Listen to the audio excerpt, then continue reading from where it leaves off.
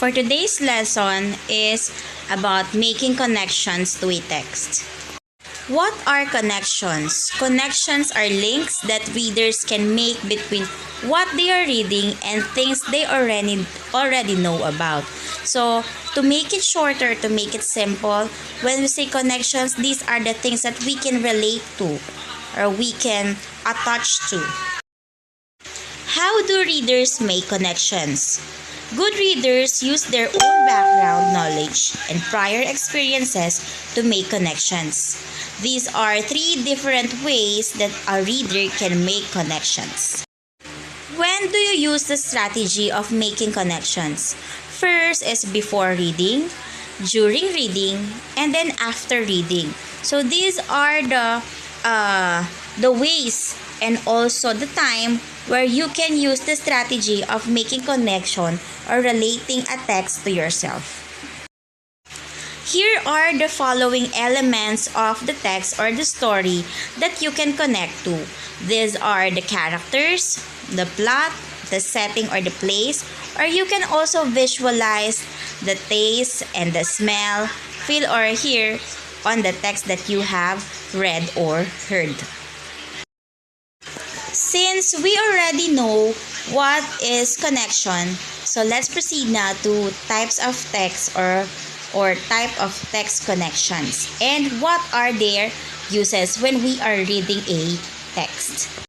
We have three types of connections. We have text to self, text to text, and last is text to world. Text to self. These are connections that readers make between the text or what you are reading and their own past experiences and or background knowledge.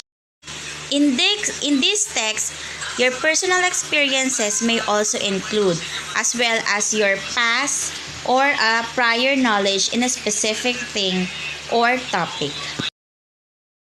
When you encounter this kind of text, you may ask to yourself these following questions like, what does this text remind me of? Did I have similar experience in any way? What did I see and hear? How did I feel? These are some examples of questions. Connection to text to text. These are connections that readers make between the text that they are reading and other texts the reader has read before. Other kinds of texts might include books, poems, scripts, songs, or anything written. You could even include movies or television shows that you have seen before. So example of that, for example, the theme song of the telenovelas, you can relate to the song and you also remember that this was also your theme song of your girlfriend or boyfriend, something like that. For text to text, these are the questions that you can ask to yourself. What connections can you make with a book, article, picture, or movie that you have read or seen? Is the information similar or different from what you would expect? These are the examples. Text to world. These are connections that readers make between the text and the bigger issues, events, or concern of a society. To make this type of connections, the reader must think about what is going on in the world around them. So, usual examples of this are social issues that we usually heard in the current events or in the news, in the television, internet, and also in the social media. In this kind of text, you may have read about the topic or heard about it in a class, at home, or in a newspaper, on the television, or in the internet. So all the things that surrounds you are examples of text to the world. So since we already know this type of text, now let's find out what are the ways to start your connections or how you will start your sentence if you are going to express your connection to a text. For example, That reminds me of, remember when, this is like, this character makes me think of, this setting reminds me of. So you can start your sentence using these phrases when you connect to a text.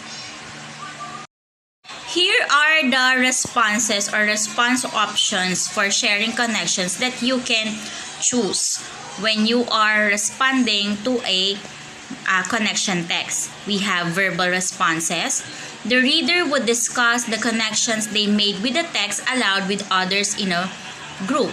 So it means it is spoken. Okay? It is the one that you are saying with other people. Then, written response.